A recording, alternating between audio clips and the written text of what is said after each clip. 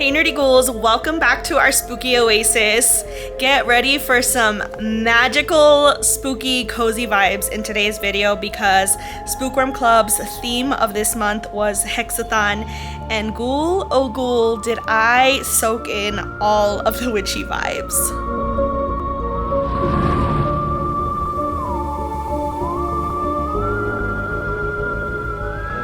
Before we get started, I wanted to say hello and welcome to any new nerdy ghouls that might be watching. My name's Mandy Spooks, and this is our spooky oasis where we celebrate the magic of Halloween and spooky pop culture every day. So if you love spooky things, but you also love being a nerd, then this is definitely the community for you.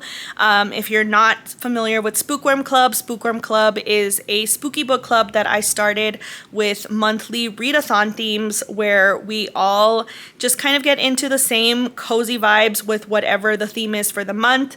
This month the theme was Hexathon, and if you want to check out what the themes for the rest of the year are, you can check out my Instagram at Mandy Spooks, and we would love to have you participate. The best way to participate with us on a daily basis is through my Discord server, which is also linked down below. All right, so today is September 16th. We are halfway through the month. I have some footage that I have recorded on other days to kind of give you guys updates and reviews on what I've done so far this month. So this video might feel a little bit backwards, but I really wanted to start off with this part of the video because I also have a message of self-scare for you ghouls. You know, as I mentioned, I'm taking this time to really prepare myself mentally for next month. So I also wanted this to be a message of encouragement for you ghouls to really take time for yourselves and like not just say you're gonna do it, but actually like intentionally plan it the way you plan other things. And by that I mean I literally planned this entire week planning to take Saturday completely to myself. I recorded an extra podcast during the week. I cleaned extra during the week. I just did like all the things, even though it made me really tired and it sucked. I just kept telling myself I'm doing this so Saturday can be my day. So my goal for the beginning of this video was to kind of take you through the coziness and what I'm doing with my self-scare day. So I hope that you are inspired by it and that you take my advice and plan a self-scare day for you, or a self-scare half day, whatever it is that works for you, but like intentionally plan to do it and make yourself do it. So let's get into my morning.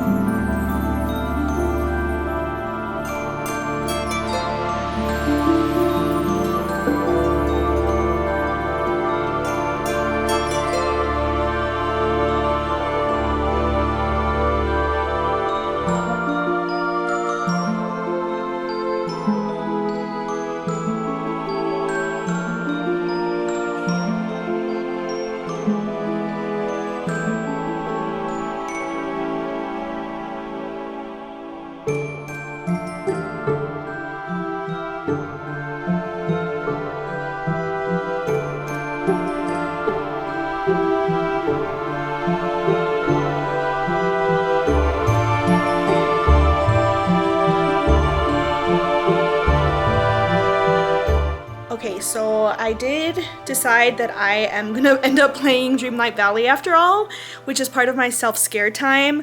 But that is the end so far for this reading vlog, but you guys will see what I filmed in another video when I'm trick-or-treating on Dreamlight Valley.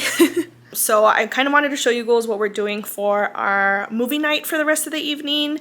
I am gonna be putting together a little char spooky board with the witch's hat that I bought from Dollar Tree that was super cute, and then also putting together just like a small little plate of dessert to complement it afterwards. And I'm gonna leave you guys with that for the night, and then just kind of show you guys the rest of my vlogging experience throughout the month.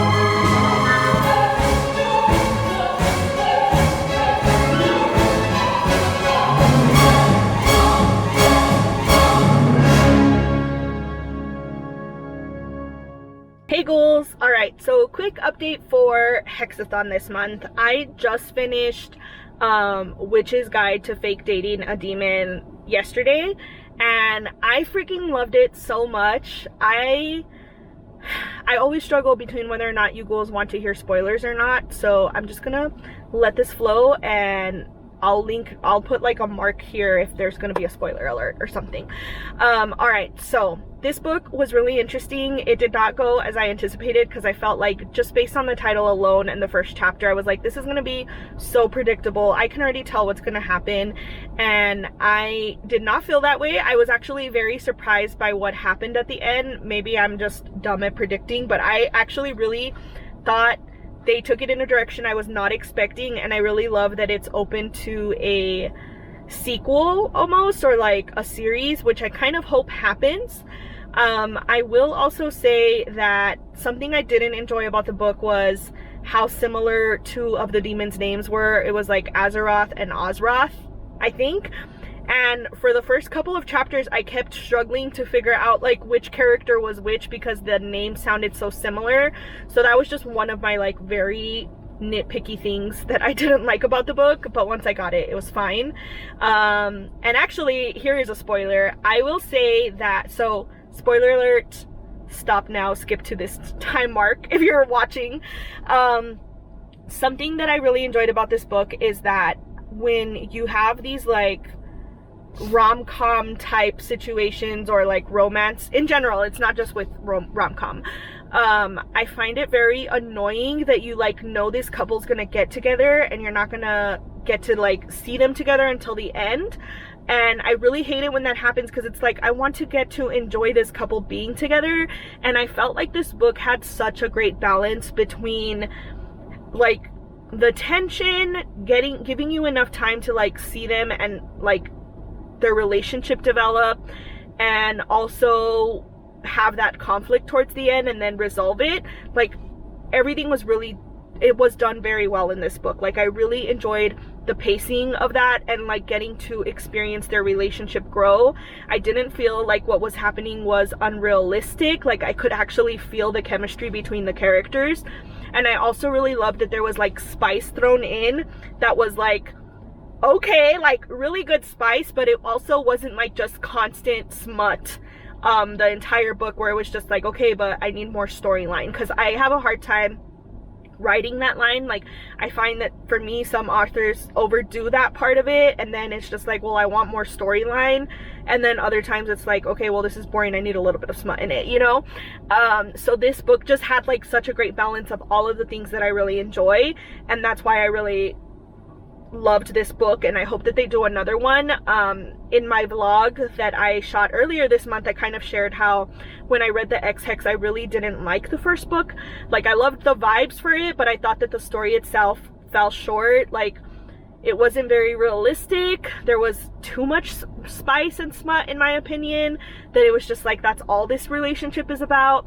And then by the time they actually got together, I was just like, I really wish that I had gotten to experience more of them like as a couple that's in a happy place, versus like this friction between them that's causing all this like sexual tension.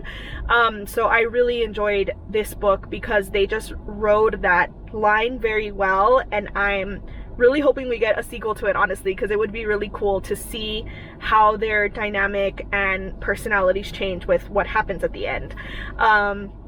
So yeah, that's my thoughts on Witch's Guide to Fake Dating a Demon. As for my rating of Witch's Guide to Fake Dating a Demon, oh man, this one is hard. I think I would give it maybe 3.5 or 4 freaking bats. I really enjoyed it. I loved it. I will say I wasn't like hooked. And I think for me, that's how I know when I really, really love a book, is like, I can't put it down. I need to keep listening. But I was interested enough to keep listening, and I looked forward to it. I just wasn't to the point where like, oh my God, I can't stop, the way I was with Southern Book Club's Guide to Slaying Vampires, or Long Live the Pumpkin Queen. So for me, that's how I know this wasn't like a 5-star read for me. But I really did enjoy it. I want to say maybe a 3.5 bat. I feel like I'm a like, I'm easy when it comes to rating things because I just want to give everyone so much love. So I need to do better though, because if it were up to me, everyone would be like a 4 or 5 star, right? So for me, I think this would be a 3.5 freaking bats. But that's not a bad thing. I'm just trying to become more strict about how many things I give 4 or 5 bats to, if that makes sense. I also did start Kiki's delivery service last night, which I am enjoying so much. I didn't get to finish like the last 20 minutes, I think, because I got too tired, but I was not anticipating being able to like sit down and watch an anime film like this. It was my first time watching an anime film. Mr. Spooks even walked in and was like, "Are you watching anime? This is really weird. Like, you've never done this before." And I was like, "I know, but the story looks so cute." And I actually wanted to watch it because there is a video game coming out that was inspired by it.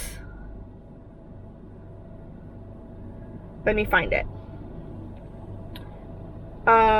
There's a video game coming out, which is how I found out about Kiki's delivery service, because I had never heard about it at all.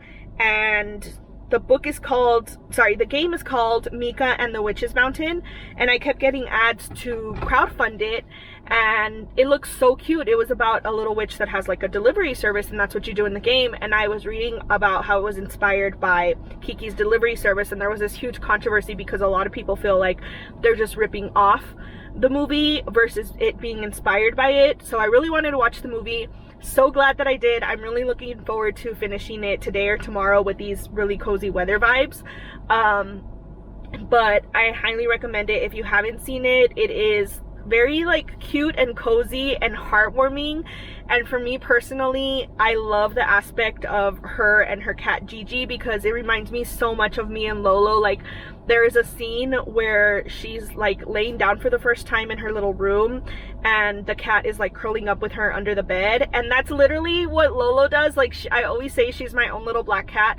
So watching the movie has given me so many cozy, loving vibes and has helped me feel like even more attached to Lolo, because she really is like my little witch's black cat. Like, I love her so much, and seeing this movie just feels like a representation of me and her.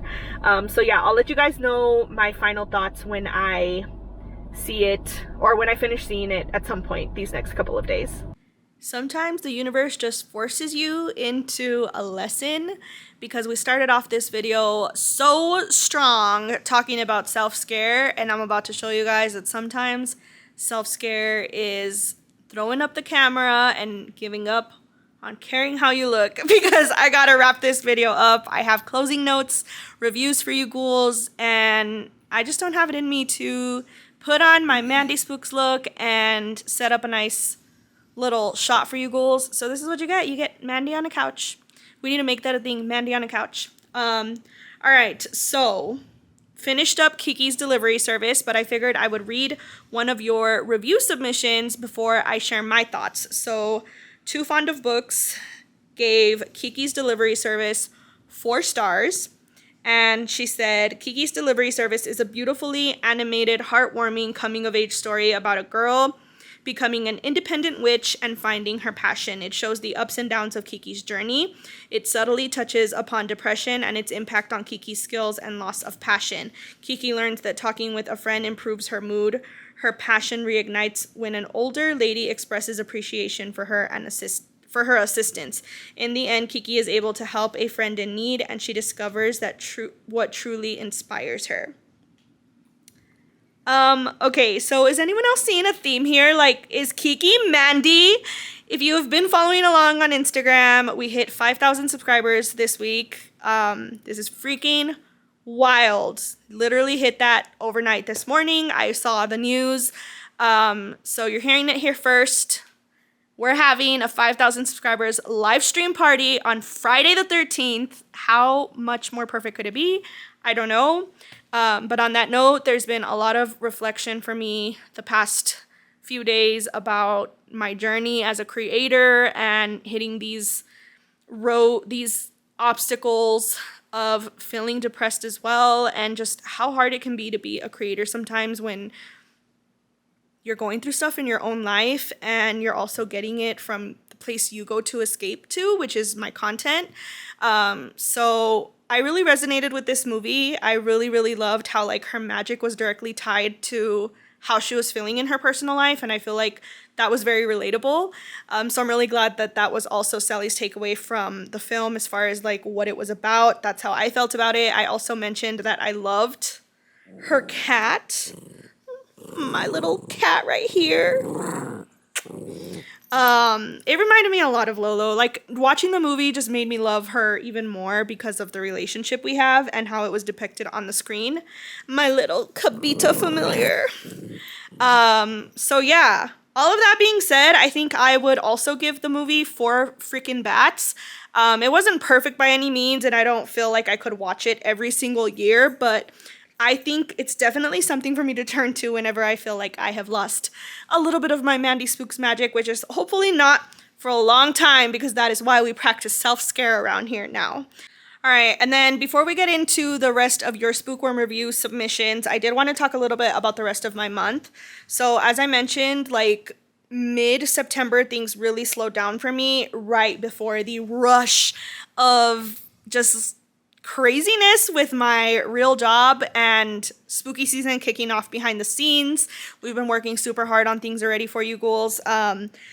So my Hexathon journey quickly came to a end, but not really an end. I just slowed down a lot. I'm really glad that I snuck in all of the movies I could at the beginning. I did end up reading a good chunk of Cackle, but I have not finished it yet. However, there is a ghost or two potentially in the book, and I'm hoping we learn more about them so I can finish it off for Spookathon in October and hopefully have a complete review for you ghouls. The book so far has been pretty decent. There are some things about it that annoy me, specifically with the main character, but I'm looking forward to finishing it and hopefully giving you guys a full review in October. However, I will say that considering how insane my life is right now, both professionally and personally, I'm going to be honest and say I don't think that I will be participating very much in Spookathon for October.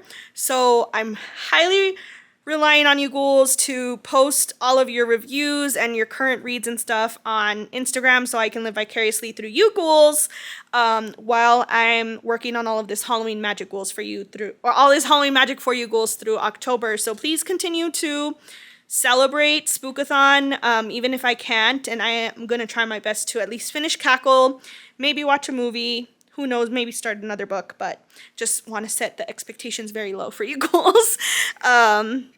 So, no full thoughts on Cackle yet, and then I did want to give a special shout out to Poppy because she posted a great tip that I actually followed through on. After I had started talking about Witches of Eastwick, she talked about how a dose of Hexathon, let me start from the beginning. She said, a dose of Hexathon when not reading is easily achievable, ghouls. I also recommend the Practical Magic movie soundtrack for a witchy bliss vibes. And she shared that with her screenshot of her listening to Witches of Eastwick. So I actually ended up listening to the soundtrack because I had not, heard it outside of the one time I saw the movie, and I really love the soundtrack, potentially more than the Practical Magic soundtrack. So thank you, Poppy, for that amazing suggestion. And I also want to address the elephant in the room, or as I like to say, the skeleton in the room. Yeah, I think that's how I used to say it. I never did a Witches of Eastwick podcast, so we're gonna talk about my thoughts really quick. That movie was not what I expected. Very progressive for its time. Like, what? Basically, we had a witch orgy with Jack Nicholson and some of the most iconic women in pop culture history. Like, what? No one's talking about this. So I do want to revisit it at some point for an entire podcast episode because I have tons of thoughts. I want to say that I would give it 3 freaking bats. It was very shocking. It was a little slow at first. Very crazy.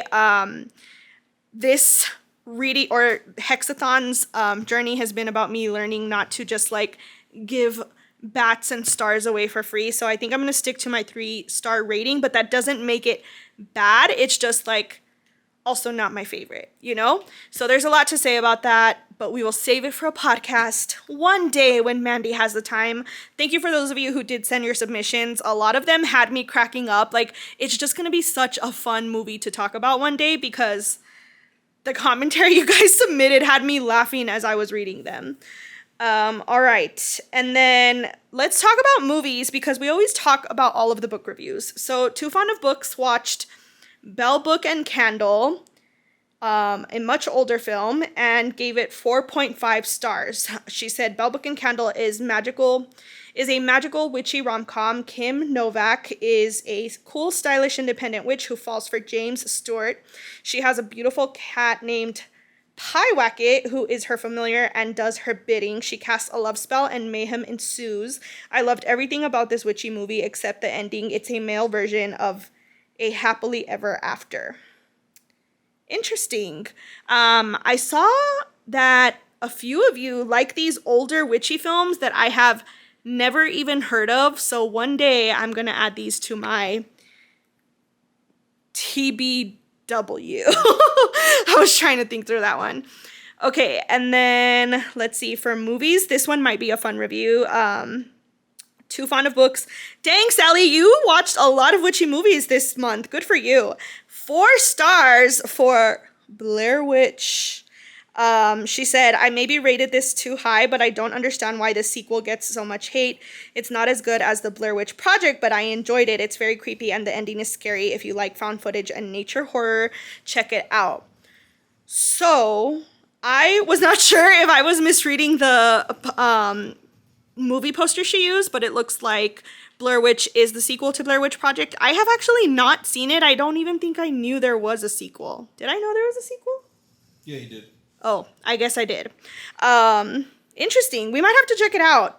Although I'm scared to check it out because I feel like I'm one extra watch of Blair Witch away from not wanting to ever go camping again. So maybe not. Like that quote from Pitch Perfect where she's like, sometimes I think I should blah, blah, blah. But then I think, maybe not.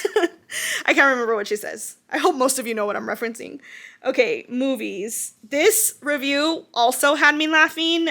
Sally watched House of the Witch and gave it the lowest rating I have ever seen in Nerdy Ghoul history.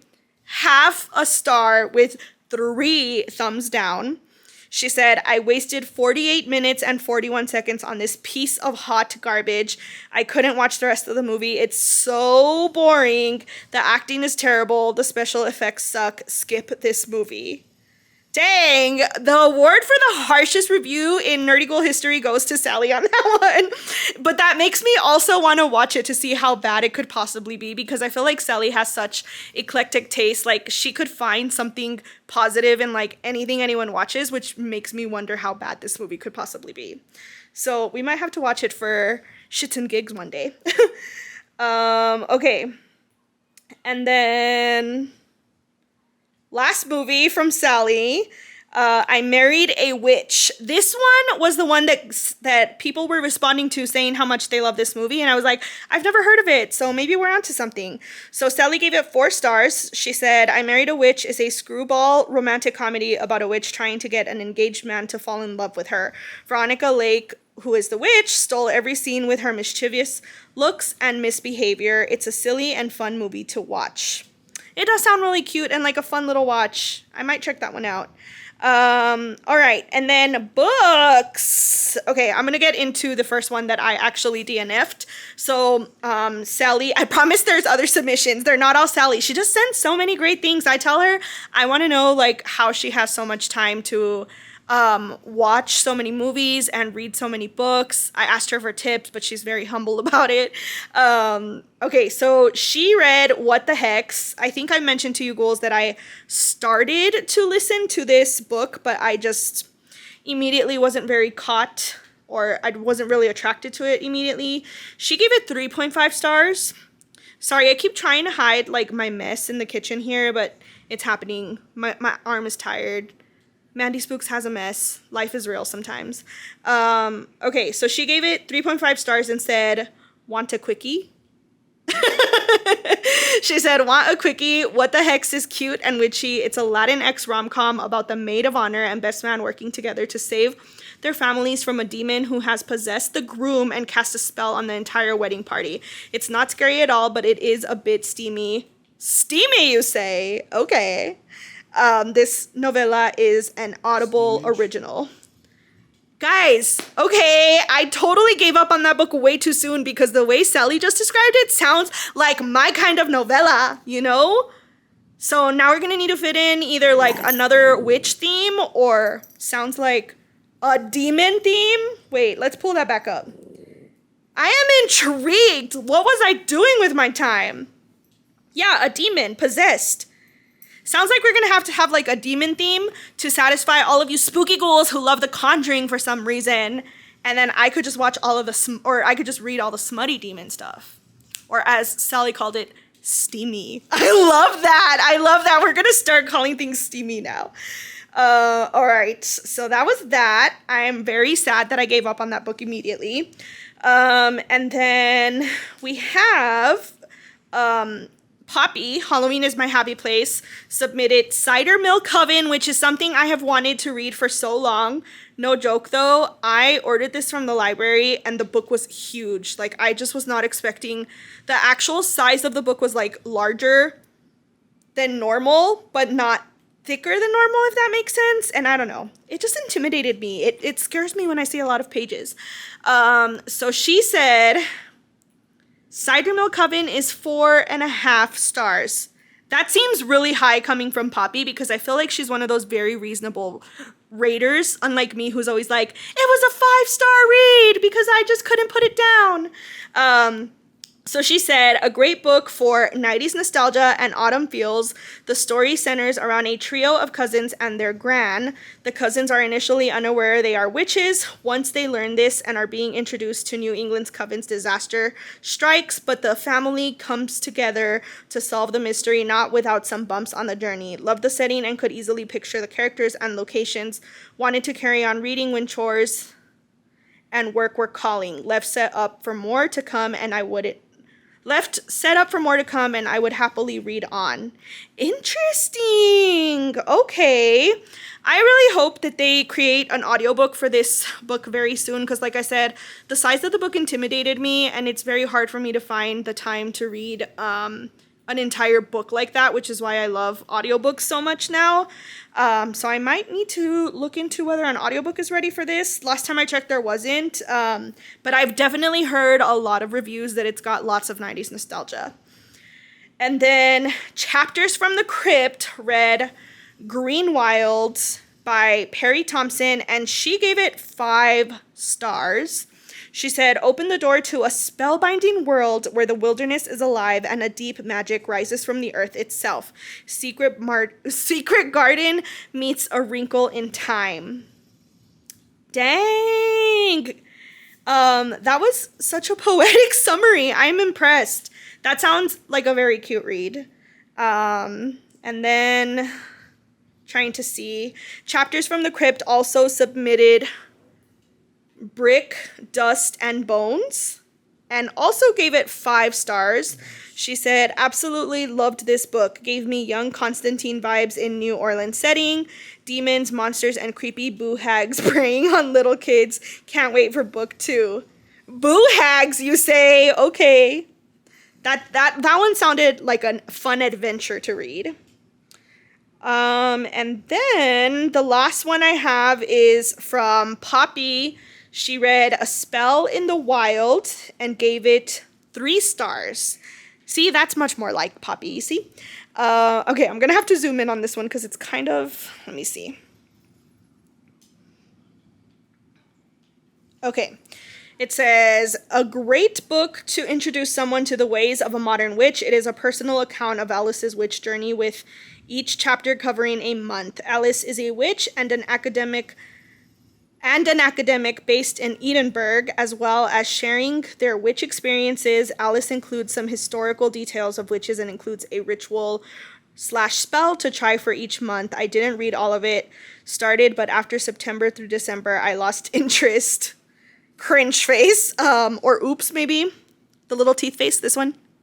Don't get me wrong, the book is well written and interesting, but I was just clearly not in the mood for such a read. I will say it was refreshing to read given the age and locale.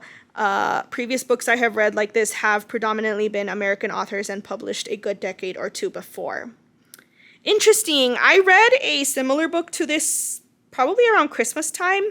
I think it was like A Modern Witch's Guide to... Hold on. Let's see what it's called. Let's Google it really quick. Modern Witch's Guidebook.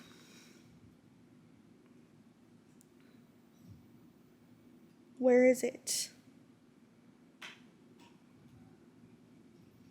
Okay, I thought it was going to come up like immediately and it did not. I feel like someone in here is going to know which book I'm talking about. But basically it was about being a modern witch in today's times, basically. And it was pretty insightful. It honestly reminded me more of just this Mandy Spooks authenticity that I always try to teach you guys about, like being yourself and finding your magic and all of that. It resonated with me to some extent, but I have also talked about how I don't practice magic, so I could relate to it to a certain extent, but not fully. So I would recommend that one to anyone interested in exploring witchcraft. I will have to figure out the name. If you're really interested, send me a DM and I will hunt the name down for you. But yeah, I consider this a very successful Spook Worm Club theme. I've talked to you guys about how I wasn't sure if I felt that some of our themes this year have really like accomplished what I envisioned, but Hexathon had my heart. I hope you guys could feel it. I really enjoyed getting into all of the witchy vibes throughout the month, and I really wish we could keep the theme going through October because the limit does not exist when it comes to reading witch books for me. So I hope that you girls enjoyed it as much as I did, and please keep Spookathon alive for me next month. Share all of your experiences with me. Tag me. I want to see them. I want to do a recap, hopefully, with everyone's books, movies, music, adventures, so that we could have a fun Spookathon. And I am really looking forward to Foodie-thon in November, to be honest. I've got a lot of graphic novels planned. So yeah, thank you guys again for all of your support with Spook Worm Club. Thank you for 5,000 subscribers. Turns out when you hit 5,000, you stop caring and you're like, yeah, I could just sit on the couch and talk to them all day. Just kidding. I always knew I could do that. I just don't like to do it because I love to bring you guys quality content. But I think that you guys will probably enjoy the very front half of this video. I put a lot of love and heart into it. But yeah, please save the date for Friday the 13th. And until next time, sending you goals and kisses. Bye.